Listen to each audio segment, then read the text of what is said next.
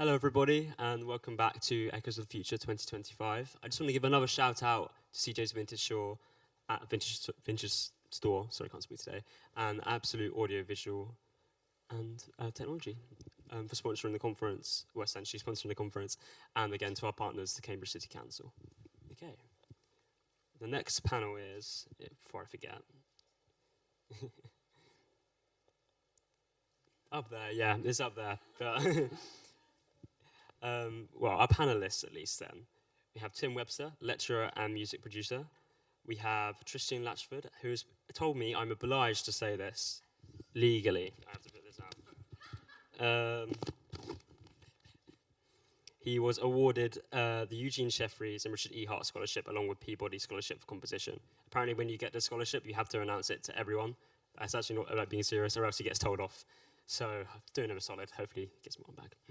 And then we have Dan Wilde again, who has performed a minute a second ago, and also spoke a second ago, and Richard Edwards, who is a lecturer, a course director, here at ARU, also music producer, and all of the above. But I'll say that.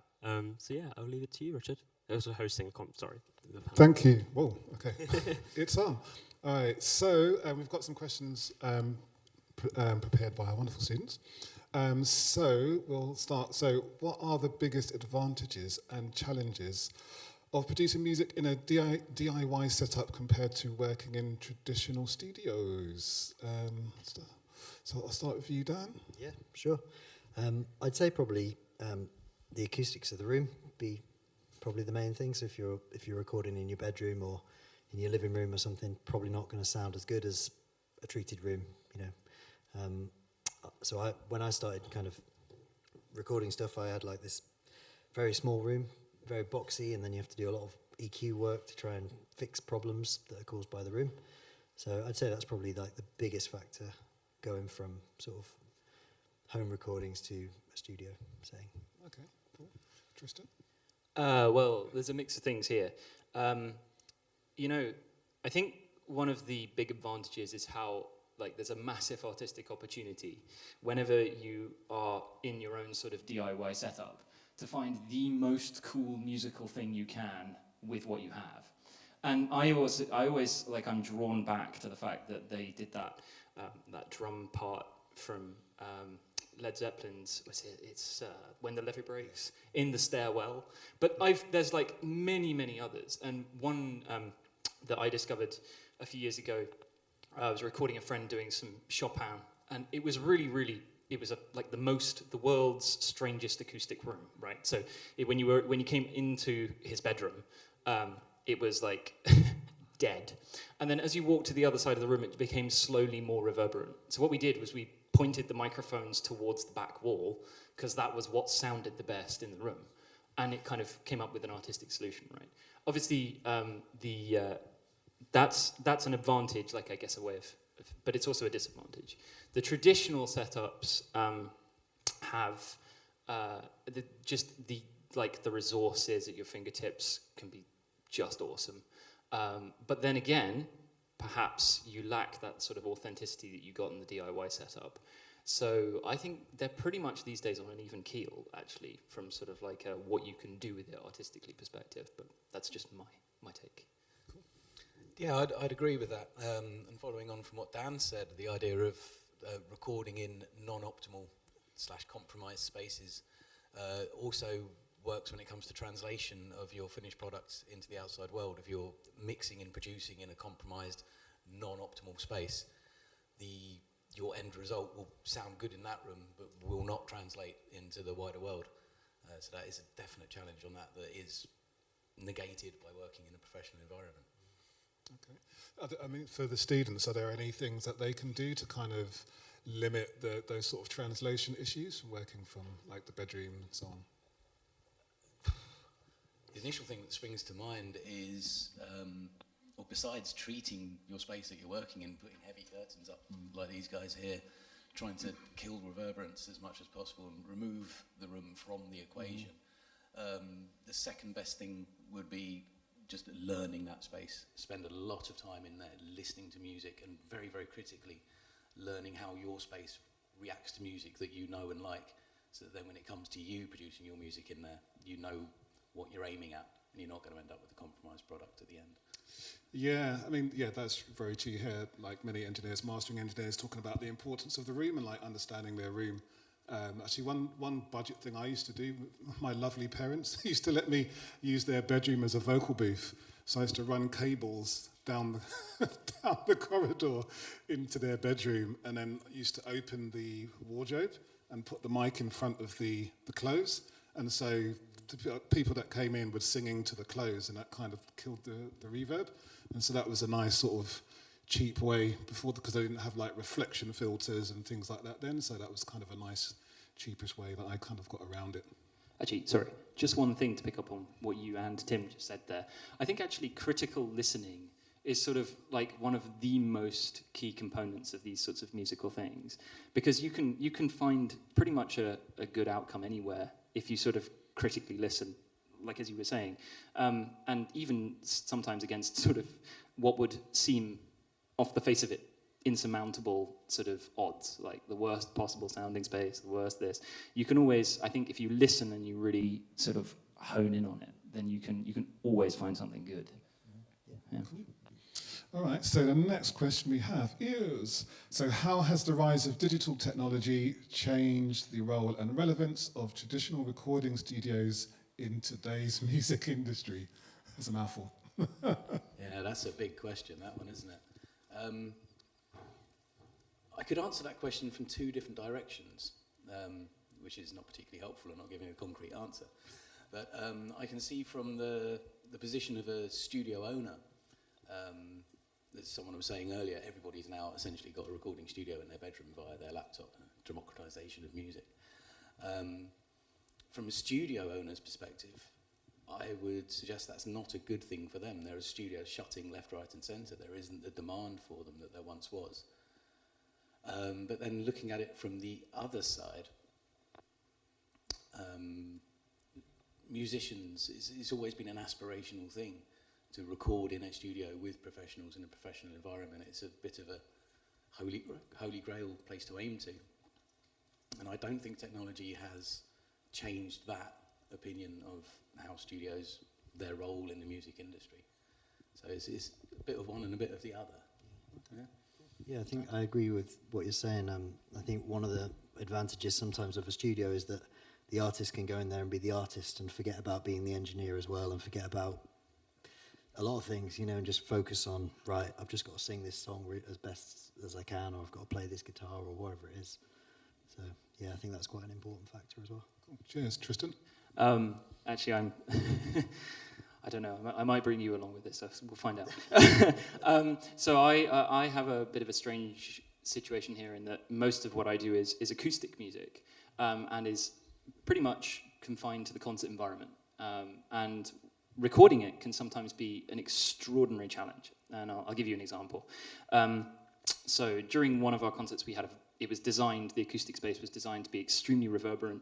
We've got a choir in front, a choir behind, two soloists on either side, and in this space they're basically not only playing tennis but playing with the space and the audience members themselves in order to kind of immerse themselves in that environment. So recording that is, and making that translate in a way that sort of is, you know, can be experienced through a video and anything else. And I've just explained a really complicated setup, but actually it doesn't need to be that complicated at all. It just has to be a piece of music designed for a space in that sort of way. So in this sense, the traditional studios kind of come out sometimes on top, just simply because when you design it for a traditional studio space, they have the time and the intensity and everything else to put it together into 15.7 or whatever surround sound, and then you can have as much or as close to that experience as you can possibly imagine. It still never gets quite there, but it gets a lot closer, say, than another thing, which is an advantage.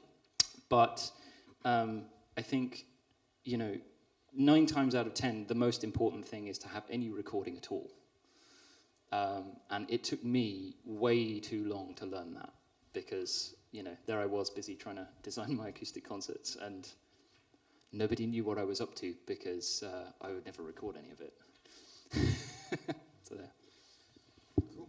Yeah, I mean, one thing I found useful is things like audio movers, where you can stream your stuff over the internet to get feedback from clients. So you could be doing the mix sort of live in your room and then get your feedback from them. In fact, during COVID, I'd started a mixing project for someone's EP, and he wanted it done in his studio so he could use his actual plugins and so on. And obviously when COVID hit, I couldn't be there. So I had some software called TeamViewer. I logged into his computer from my flat, and then he streamed the audio back to me. So I was basically mixing in his studio from my flat. And we finished the EP that way. It was a bit weird because there's a bit of a lag with the visuals, but we kind of made it work. So that was cool. Yeah, it's good you mentioned that. Actually, we use that all the time. Yeah. Yeah, I had a similar thing during COVID where I had all these projects that were half done. And I did the same with audio movers with session players, like all over the place. So like in America and all over the place. And it was good. We managed to get everything finished. So Cool. Awesome.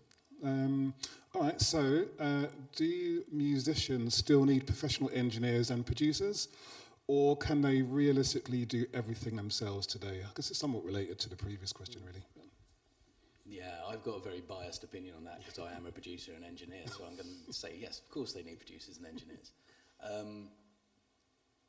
But yeah, joking aside, a serious answer, yes, I think they definitely do. As Dan was saying earlier, as when you get an artist in a studio with a producer and an engineer, the artist only has to concentrate on the emotional side of the performance and getting the best performance they can. And all thoughts of microphones, EQs, preamps and all that business. Don't need to worry about the engineers dealing with that. The structure of the song, do I need to take 6 bars out of my bridge? Producer deals with that side. All the artist has to do is focus on creating the best performance they can, which when you're working at home in a DIY setup, you are the producer, you are the engineer as well, and as a result, your thought process on the actual performance is slightly diluted. I'm going to use the word compromised again, but yeah, I'm firmly of the belief producers and engineers are essential to creating a world-class finished product. I'd actually second that, and I'd probably even take it further to say that for me, one of the defining things was when I eventually found a friend at university who was sort of specialized in it and helped me achieve my artistic vision in these sorts of ways. And so when I was saying I didn't record anything, well, you know, what happened was I met someone and he was like, hey, I could record your stuff. And then stuff started getting recorded. And that was actually sort of a key turning point in some ways. There have been challenges, as I said, with, you know, putting it together, but it helps so much to have someone else thinking about, because also the other thing that isn't spoken about often enough, sorry, I'm rambling a little bit here, but sound engineering is a remarkably artistic thing to do. It takes extraordinary skill, and you know, when you meet some really top-end like sound engineers, they'll just tell you stuff about the space that you're sat in that you have no idea about. It's like, oh, by the way, mate, have you noticed that if you go back 6 rows, you won't be able to hear any of the consonants that he's saying into this microphone? It's like, oh yeah, blimey. So not only sort of are they fantastic artists, but they add that artistry to whatever it is that you're doing, which is kind of magical, really. But yeah. Cool, thanks. I also think it's a real rabbit hole to go down with the production thing for an artist. So I came at it from that point. I'd been in a couple of studios, I'd recorded some stuff, and I thought, yeah, I reckon I can stick, you know, mics in the right place. But then I went down the rabbit hole, and then my music actually took a massive kind of backseat as I got more into production. So I think it's a good thing to do, but you have to like know if you really want to do that, or if you just want to sort of dip your toe in. So yeah. All right, so for those using DAWs, which is pretty much all of us, are there any specific tools you'd recommend as like, you must get this one? Don't have to be, you know, a particular brand or kind of tool, or it could be both. This is a question that comes up quite a lot. Which plugins should I get? I'd say in the first instance, anyone that's starting, the DAWs these days, the stock plugins that come with those guys are tip-top. Learn those. They are more than capable for 99% of the jobs you need. And then those rare 1% cases, that's when you think about getting something more specialised. So many people are tempted to think, oh, this isn't sounding how I want it, I'm going to download that bundle of plugins, or I download this, and they collect folders and folders of plugins. Just learn the ones you've got to begin with. Then your session advice. keeps crashing, and you're like, "What is it? Which plugin is it?" And you have to like spend ages figuring out why. Yeah. Did you go on, Tristan? Yeah, I can come in from a slightly left field perspective on this. So most of the digital, because score writing programs now, like MuseScore and everything else, are being integrated with digital audio workstations, which is really funny because this has only just recently happened for Windows and Mac, but actually this has been available for Linux since like the 1980s. So how they've only come to it now, I've no idea. But there are so many free tools to get you composing. It's just unreal. MuseScore is very good. There are things to consider whenever you're coming into writing new music. Often, one of the first tests that they give you is they give you a blank sheet of paper and make you write an entire piece on it. And the purpose of that is not to annoy you. It's to point out that the compositional process happens before the lines are in front of you. It happens in your head. So, but that said, there's just free tools everywhere. And one step even better is bit mapping now has got so good that you can just scan anything you write by hand straight into something like Inkscape, and you can have a something that you can share online or everything else. And a sort of again, as a way of working, I can send stuff like that to my sound engineer, instantly across. And that's really good. And he can also take MIDI files from whatever that I'm doing and just use those to put them in the background of tracks that we're doing. And yeah, it works really well. Cool, thanks. I'm going to bundle two questions together, and then we've got a final one, and then I want to let people kind of have a chance to ask questions. So, online resources like tutorials, and courses in production, how useful have you found them? And do you think platforms like YouTube can teach production skills as effectively as formal education? No, they can't. Come here. What differences and limitations of each? Again, it's another one that I'm going to have a biased answer on, being a university lecturer. So yeah, university education is much better. The YouTube thing, it's another one of these things there's two sides to. There is a lot of very good, very valuable knowledge, and there's also a lot of complete nonsense out there. And if someone is going through the process of trying to learn our craft via the University of YouTube, they are going to be exposed to a lot of nonsense that's presented as fact. And that's a huge risk, I'd say.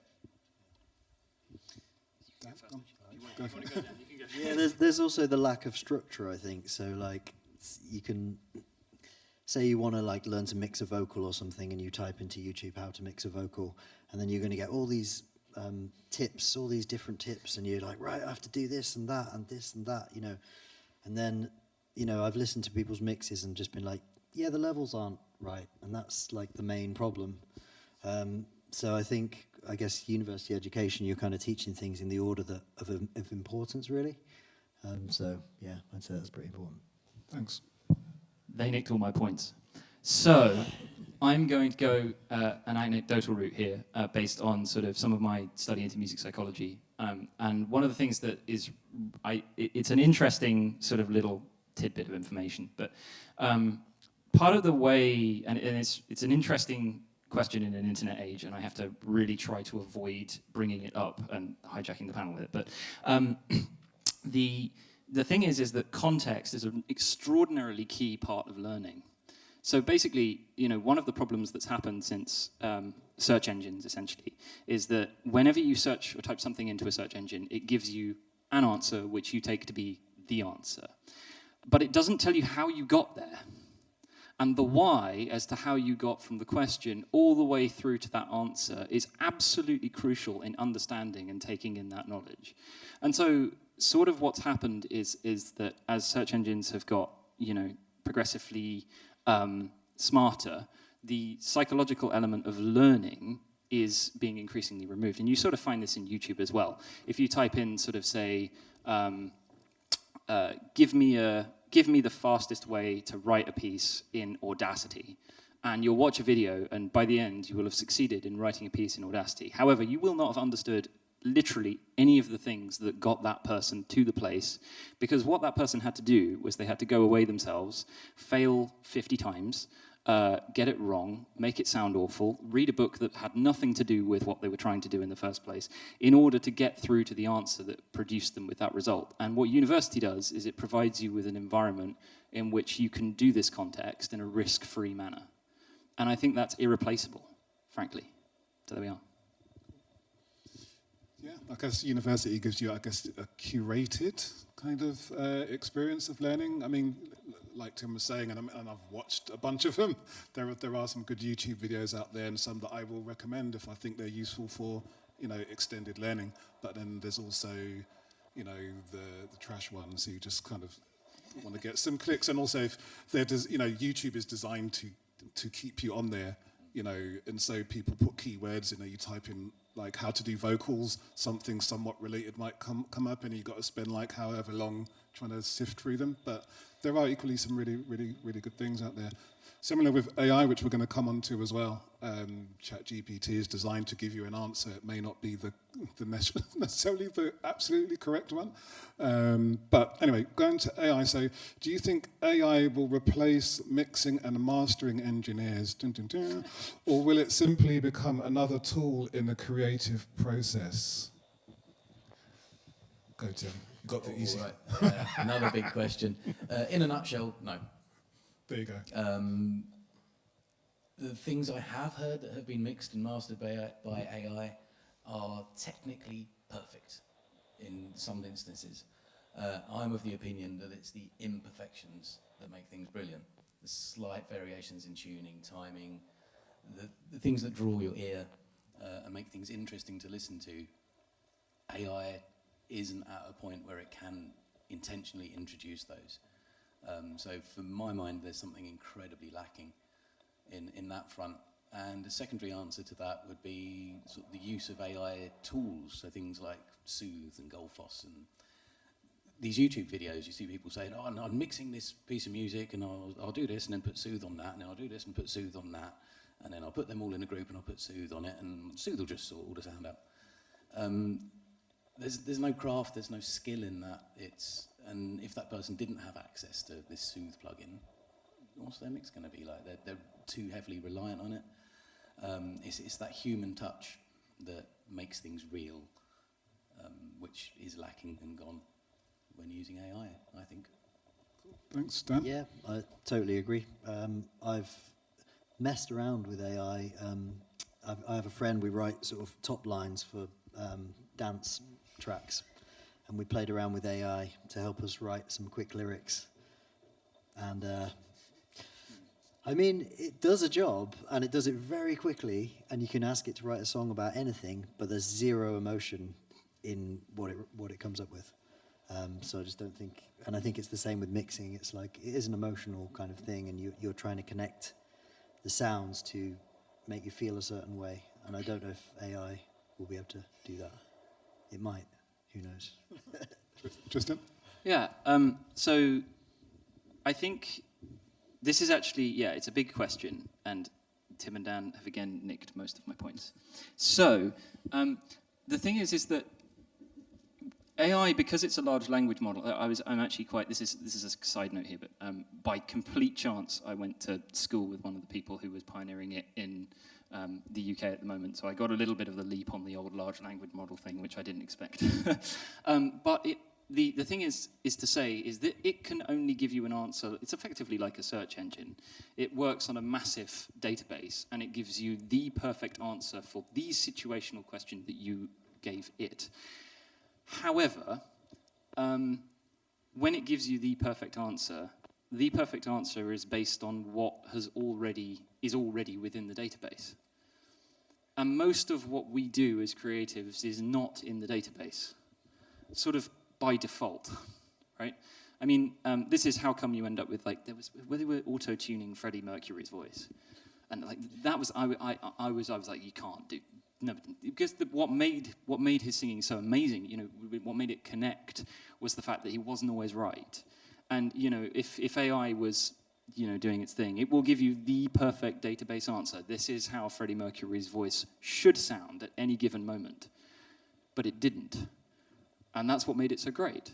So I think that really, while AI can be used as very effectively as a sort of artistic tool, I think we all just, you know, at least in my office environment, we are always constantly reminding each other that it is just a search engine.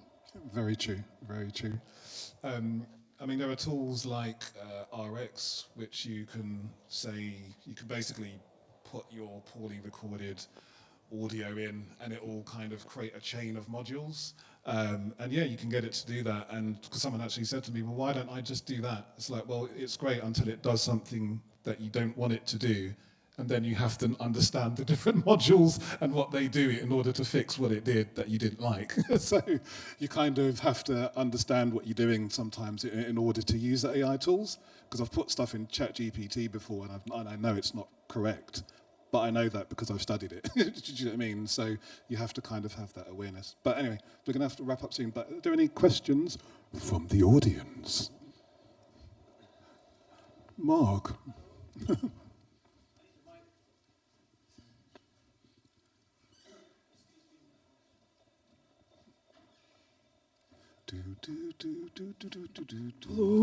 Not created by AI. Yes, I'm the AI, Billy Conley. So no, my point was more of a point and a question. So with university education, right, as we're talking about, is it worth it versus real life? Well, I think one of the things that I would like just to add to that point is having access to facilities that you're never going to have again in your life. You know, that's one thing that I'd just like to add into that question. And also, do you think that the networking you do at university is important for the rest of your life? That's a question. I would say yes. I mean, I've literally had like a bunch of film work off somebody that I met at uni. So, yeah, I would say yes. Yeah, I'd agree. I studied music, so I studied jazz at Leeds College of Music, and most of the playing that I did wasn't at Leeds College of Music. It was with people I'd met there, but in bars and things around Leeds, so yeah. Thanks. Tristan? Same thing, but in Durham. And then same thing again in the States. So, yeah, the people you're at university with right now will stick with you. Yeah, same answer again. I still play in bands with, and I still work with people I went to university with. I have work punted my way from university friends, and I send work their way as well. The networking is hugely beneficial and important. And just to add to Mark's point about the facilities that people have here, for example, world-class facilities. On top of that, you've got people like myself and Richard, and you've got actual practitioners teaching as well. So it's not just pure dry Cambridge academia of here's the maths on that. You've got some real world people saying this is actually how things are done in real life. So just to reinforce your point there, Mark. Yeah, and I'd echo that with our technical staff as well, who also are practitioners as well. I know Ryan's got people work and Mark, so that's been super helpful. Yeah, point him out. So thank you. Any other questions? There's tumbleweeds. Go on, We were too informative. All right, cool. All right. So I think that's 2:30, so we'll wrap it up there. And yeah, thanks to our panel. Yeah, and thank you for coming. Thank you very much. Cool.